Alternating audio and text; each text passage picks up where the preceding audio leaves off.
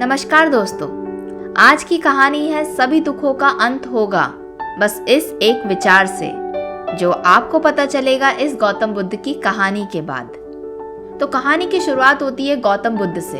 उनके पास में एक किसान आता है और कहता है, महाराज, मैं एक साधारण सा किसान हूँ। खेत में बीज बोता हूँ, हल चलाता हूँ और अनाज पैदा करता हूँ और उसी अनाज को ग्रहण करके अपना जीवन यापन करता हूँ। किंतु इससे मेरे मन को तसल्ली नहीं मिलती। ऐसा लगता है कुछ तो और बाकी है जो मुझे अपने जीवन में करना है। मेरा मन खुश नहीं होता इतना सब काम करने के बाद भी। मैं कुछ ऐसा करना चाहता हूँ कि जिससे मेरे खेत में इतनी फसल हो कि मेरा मन प्रसन्न हो जाए। मुझे ऐसा महसूस होने लगे कि मैंने जितनी मेहनत मेरे खेत में करी है उसका फल मुझे मिल गया। कृपया करके आप मेरा मार्गदर्शन कीजिए, जिससे जो मैं चाहता हूँ वो जरूर हो जाए।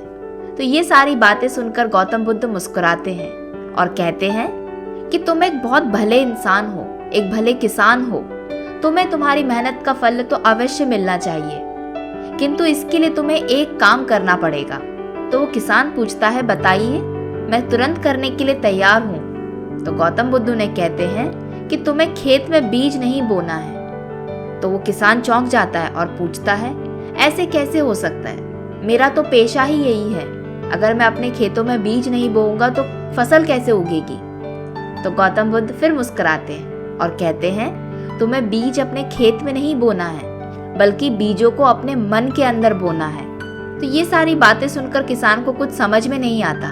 वो हैरानी से पूछता है, प्रभु, आप ये क्या कह रहे हैं? मेरी समझ में कुछ नहीं आ रहा। भला मन के अंदर बीज कैसे बो सकते हैं और कैसे फल प्राप्त हो सकता है मन में बीज बोकर?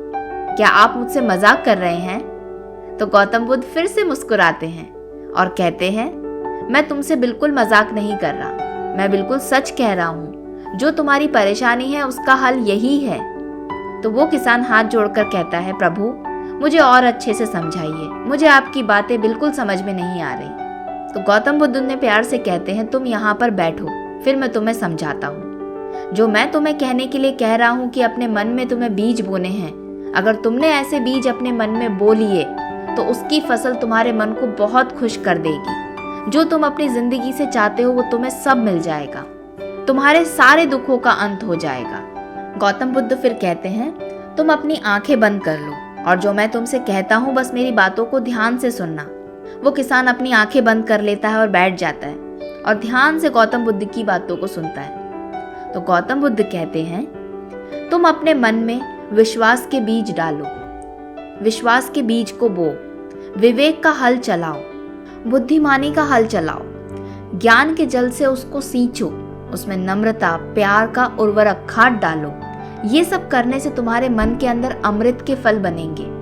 उसे ग्रहण करके तुम्हारा जो मन है वो बहुत खुश हो जाएगा। तुम्हारे जितने भी दुख हैं वो सारे दूर हो जाएंगे। तुम्हारे मन को, तुम्हारे तन को इतनी शांति प्राप्त होगी, इतनी शांति का अनुभव होगा कि दुनिया में जो भी काम तुम करना चाहते हो तो वो काम सफलतापूर्वक कर पाओगे। पूरा जीवन एक खेल है और इस खेल में केवल एक ही खिलाड़ी है और वो है हमारा मन। जिस व्यक्ति ने अपने मन को काबू में कर लिया वो इस जीवन रूपी खेल में जीत जाता है। और जो व्यक्ति अपने मन पर काबू नहीं कर पाता, बाहर की परिस्थितियों से अपने मन को खराब कर लेता है, वो अपना काम खुद भूल जाता है।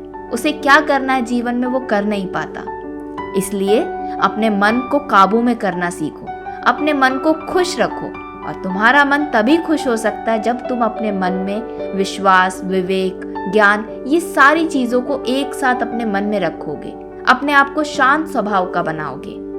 बुद्ध की ये सारी बातें उस किसान को बहुत अच्छे तरीके से समझ में आ गई और उसको पता चल गया कि उसके जीवन में किस चीज की कमी थी, किस वजह से वो अपने जीवन में पीछे था।